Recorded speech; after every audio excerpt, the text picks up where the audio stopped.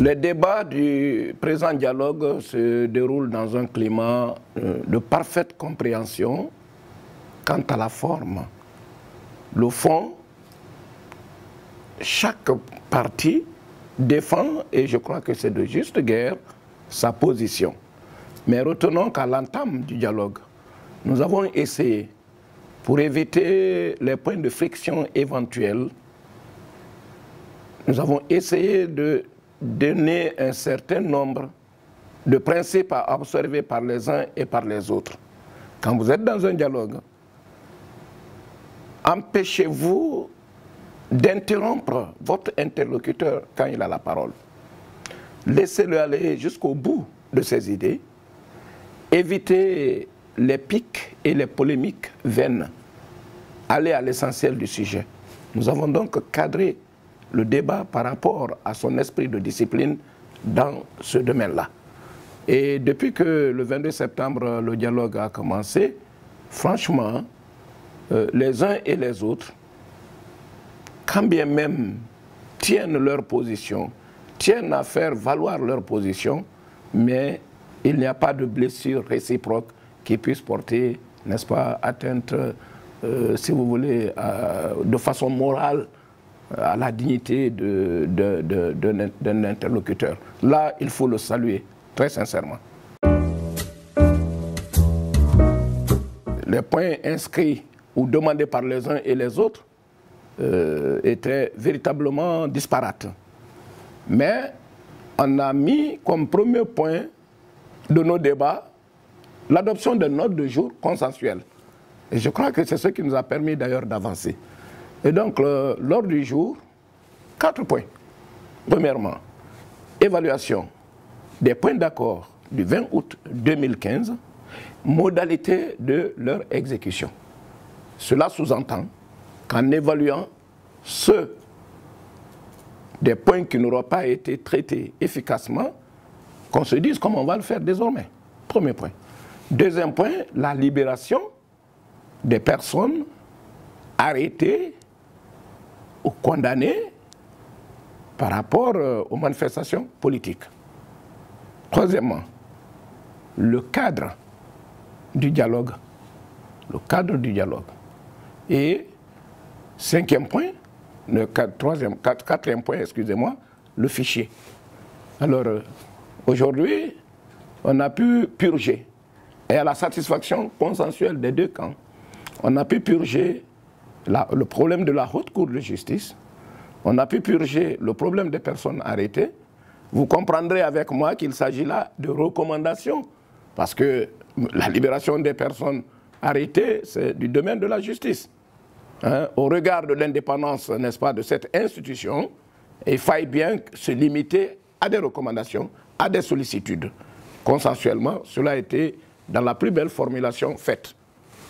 Du côté de la Haute Cour de justice, il s'agit d'une institution de la République. Alors là également, c'est des formulations de sollicitude par rapport à sa mise en place pour que le panorama des institutions républicaines puisse afficher complet. Alors là, l'ordre du jour a été adopté.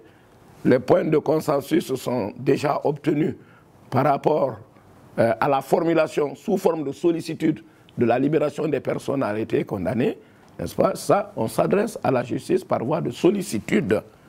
Ensuite, la mise en place de la Haute Cour de justice, c'est une institution républicaine. Les deux partis ont salué déjà toute cette panoplie d'institutions qui ont été mises en place depuis l'arrivée du professeur Alpha Condé à la tête de l'État. Et on souhaitait vivement que ce tableau puisse être achevé. Donc la Haute Cour de justice intervient dans ce cadre-là. La formulation aussi, elle a été consensuelle. On est tombé d'accord. Le fichier qui a été inscrit aussi à l'ordre du jour, on est tombé d'accord qu'il faille garder le fichier en l'état jusqu'à ce que les élections communales et locales, telles que cela a été formulé, puissent être achevées. Comme dans chaque dialogue, il y a des points qui fâchent et il y a des points de détente. Les points qui fâchent, c'est bien la CENI. Mais de part et d'autre, les deux camps disent qu'il y a tel mauvais fonctionnement de la CENI, nous on a demandé ça, on n'a pas eu ça. Ça donc, peut-être pas dans des proportions égales, mais et la mouvance et l'opposition, chacun a émis des vœux, n'est-ce pas, de voir certaines corrections apportées au niveau de la CENI en tant que telle. Vous savez, elle est mise en place par la loi 016 et ce que, par exemple, l'opposition demande, c'est que le problème de la CENI soit débattu là.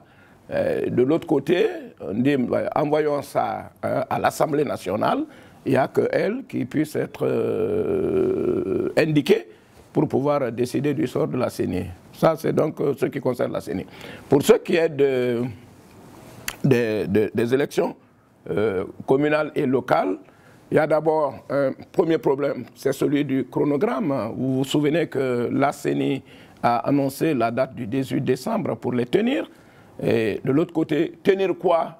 Est-ce que tenir les élections communales? Tenir les élections communautaires, c'est-à-dire les districts et les quartiers? Ou alors coupler les deux? Ah, voilà le sujet.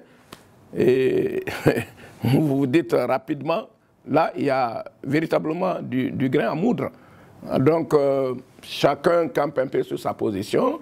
L'opposition dit les accords du 20 août ont précisé qu'il faut les tenir, les deux.